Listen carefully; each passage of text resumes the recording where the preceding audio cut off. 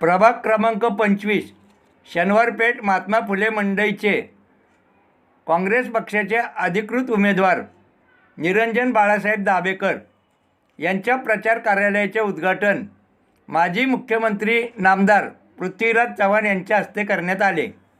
मोदी गणपती चौक येथे संपन्न झालेल्या या कार्यक्रमप्रसंगी माजी आमदार मोहनदादा जोशी, माजी आमदार अनंतराव गाडगीळ, बाळासाहेब दाभेकर, उमेदवार निरंजन बाळासाहेब दाभेकर, अनिल यनपुरे, तेजस्विनी दाभेकर, उमेश मिस्त्री, राजेंद्र पंडित, गौरव बोराडे, सुरेश कांबळे आदी मान्यवरांच्या बरोबरच पदाधिकारी व कार्यकर्ते मोठ्या संख्येने उपस्थित होते।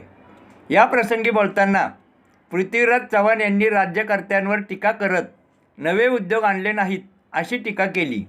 तसेच निरंजन दाभेकर यांनी कोविड काळात केलेल्या सेवा कार्याचे आणि सामाजिक आणि सांस्कृतिक कार्याचे कौतुक केले।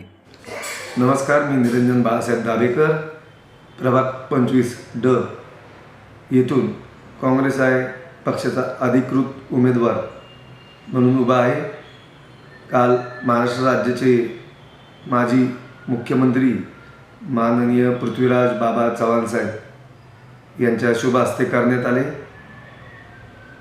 या प्रसंगी माननीय मोहनदादा जोशी, अनंतराव गाडगीळ, बाळासाहेब दाभेकर, गौरवजी बोराडे, प्रतीकजी होनराव, सुरेशजी कांबळे, महेशजी आरळे अनेक पदाधिकारी उपस्थित होते।